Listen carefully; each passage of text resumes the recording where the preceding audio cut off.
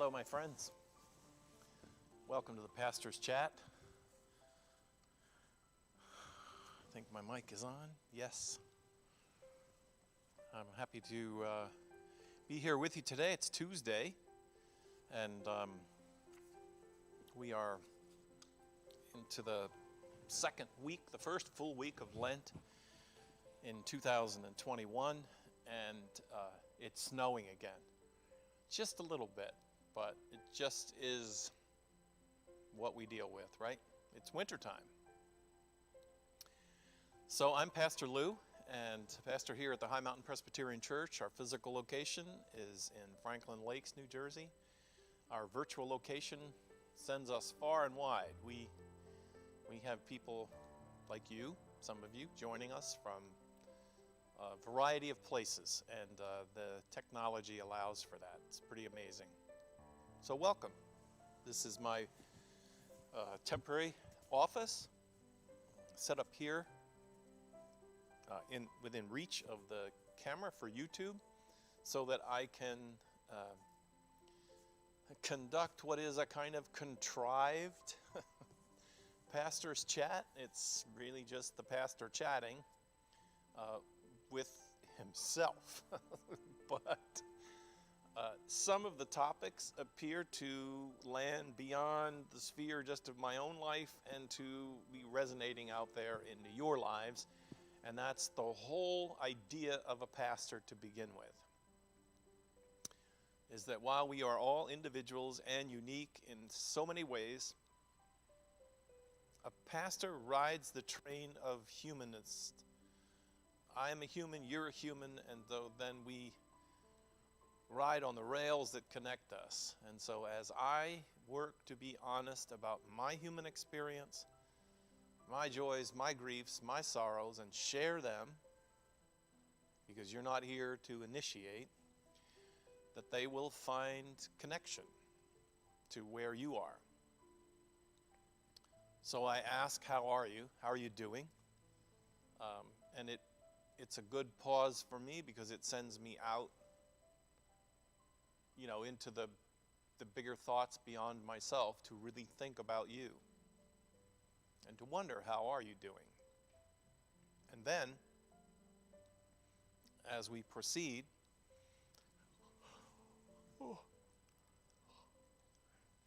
every day at about the same time. So then as we proceed along this chat, I offer to explore a little bit of this thing, being human and the journey of faith. What does it mean to be a human who has faith, and then who is, I think it was Anselm who said it was faith seeking understanding. That it's not an understanding that leads you to go, aha, now I believe in God. We find ourselves in an experience of having faith. And now we seek understanding of that. And we seek to allow that faith to grow and become strong. And yes, in some ways, we seek to give witness to it for the very first time. Enough. How are you? So in the journey of Lent, I had said that for this week, we would look at, out of the Oxford movement in England,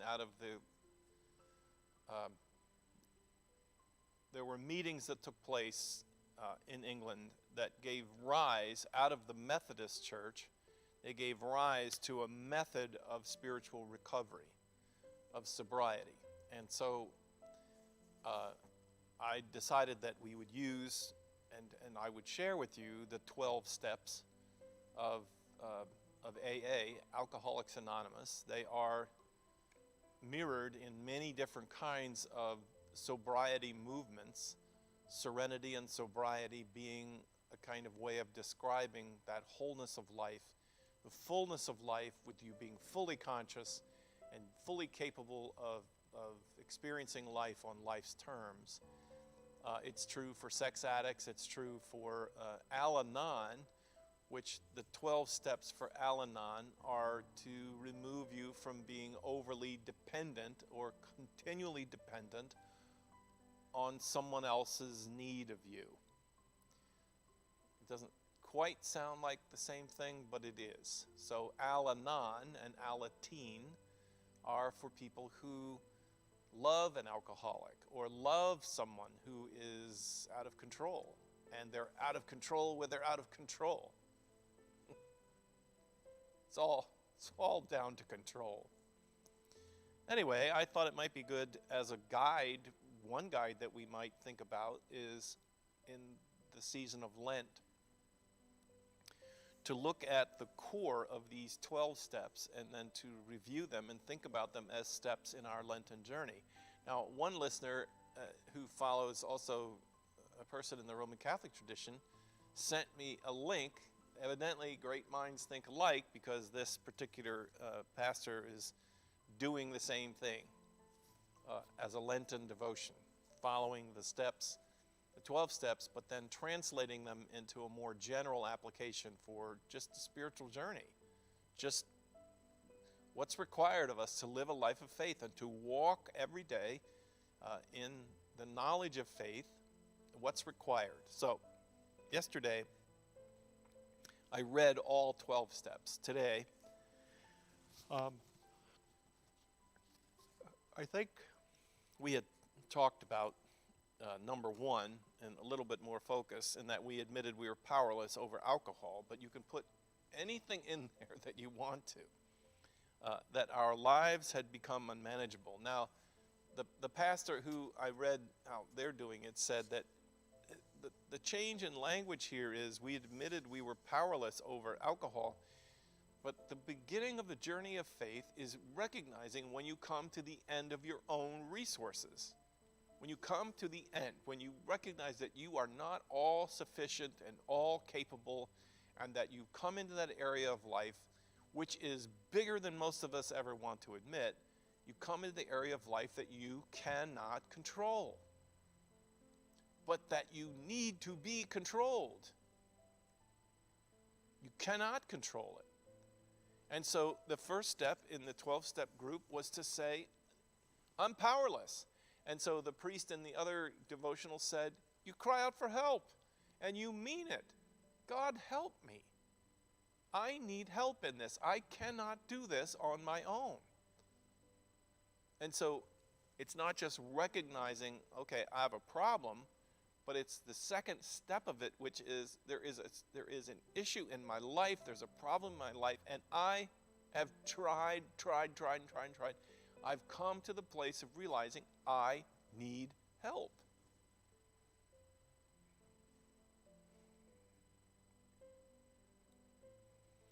And step two, I've always thought is very similar, but it's interesting. Okay, I need help. And then there's another whole level of consciousness, is that I believe that help is available. I believe I need help, and then I also believe that that help is available. In the 12th step, it is that God came to believe that the power greater than ourselves could restore us to sanity. It's one thing to say, I need help. It's another thing to believe that the help that you need is there. You may not know where, but it's there.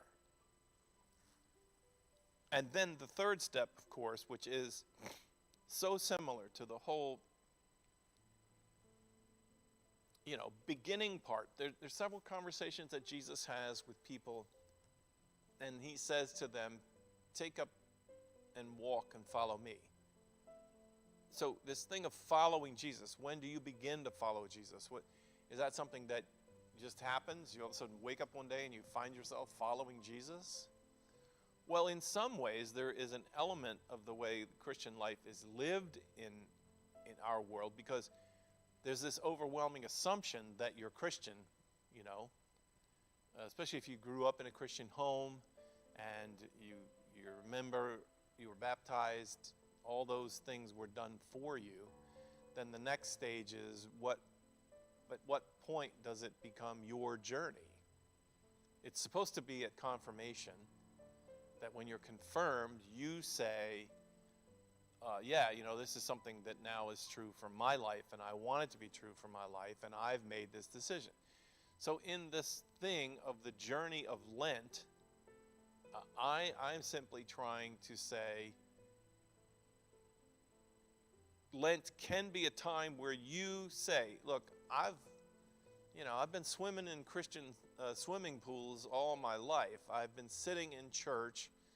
I've been surrounded by the assumption of Christianity, but I've never asked myself the question, am I a Christian? Am I a Christian? And what does that mean? And part of that, and I mean part of it, is that we've come to a certain point where we ask God for help. We recognize you cannot live this life on your own, with your own resources, with just, I've got it, I'm fine, I've got it, I'll do it myself. At the core of Christianity is the belief that that is actually impossible. And it doesn't mean that you have to believe in God. It just means that if you're living and you believe that you are a self-contained entity and that you can do anything by yourself and you don't need others and you don't need a higher power, that you're just delusional. Because that's just not how human life unfolds. We are interdependent. We are dependent creatures. We create interdependent societies. We depend upon each other. And we do so even sometimes where we don't realize it. You don't raise your own food. You don't harvest your own food. You don't, there's so much about human life, especially today, that you may not have had to admit it because things go along, but you've come to these places where it's good and fundamental and rudimentary to be able to say, I am not an island. And there are areas of my life where I need help. And that denying that leads to a kind of insanity, of self-delusion. So, we come to believe that the power greater than ourselves could restore us to sanity. The whole life of faith begins with the belief that there is a higher power, that there is a power in this universe which is higher, meaning above or stronger than me. You may not believe it, and I know many people who don't believe it in that way. They might recognize they're interdependent and they depend on other people, but they do not believe on that idea of a higher power. I understand that. Many in the New Testament said that, if you have that belief, you should thank God for it because it's not something you did to earn it. It was given to you by God. And that if you recognize that you have that belief in a higher power, that is a great thing. You can walk this journey of faith, but you should never look down on others who do not have it because it was given to you as a gift so that you could be a blessing to those who cannot believe. If you have faith, that faith is given to you as a gift. And that gift, the purpose of that gift is so that you, being a person who believes and trusts that life is somehow in the hands of a higher power, God, who created the world, you'll be a blessing in the world because you also will tend to not look down on others, and you will tend to not be arrogant. You will tend to have your eyes focused on the fact that you exist because of the blessings that God gives you, and you'll be a great citizen.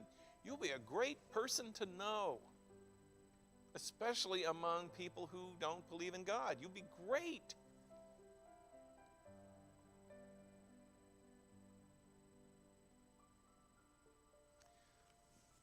Bill W., that's the anonymous name of one of the two people who founded the 12-step movement, said that one of the things that happens when people in recovery get together and they find sobriety is that in the conversations in the rooms, they wonder, they scratch their heads and they wonder, Why did I get sobriety?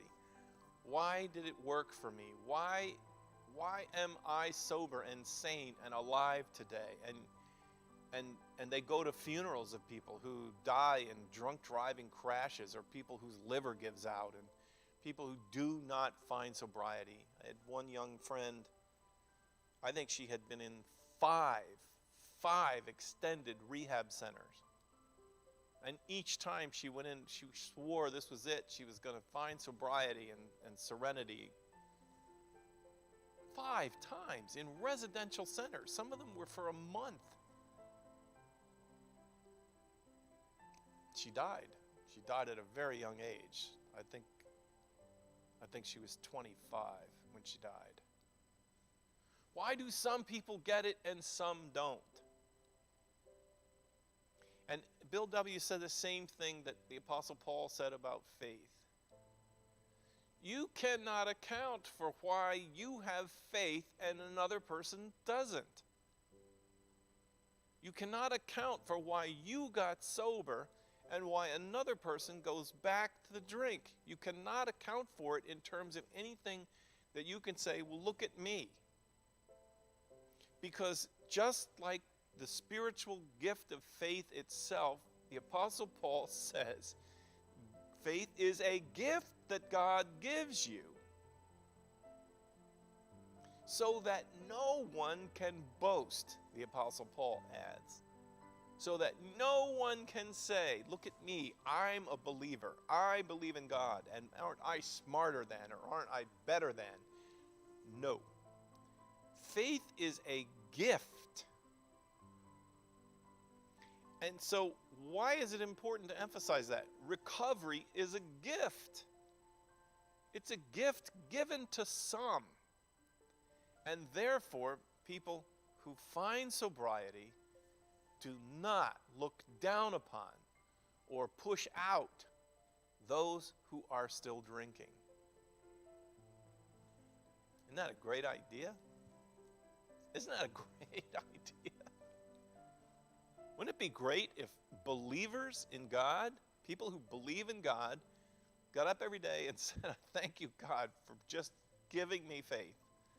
Because I like having a life where I can trust in you, and I like having to be able to open my own life and see my faults and stuff in light of the grace that you give me to accept me unconditionally. Thank you, God, for the gift of being able to see my life that way. And oh my goodness, I need now to be the kind of person that would be wonderful to be around if you didn't have this faith. Instead, a lot of what happens is the church has turned it into, well, if you don't have faith, then I need to, put you down and criticize you and stay away from you until you get it. Evangelize you. I don't know. I mean, I don't go all the way where John Calvin and his predestination and all that goes. I don't go there all the way. In fact, I think he's basically misunderstood and where he was headed with it. But I think right here is where Calvin and Augustine and the Apostle Paul and people who are looking at what is faith, how do we get it, where does it come from? It comes from a gift beyond ourselves. We admitted we were powerless over whatever. I admitted it. I give my life to Christ. That's a wonderful, great statement. It doesn't always happen in the best of what I think are safe conditions. I made a decision to turn my will and my life over to the care of God as I understand God.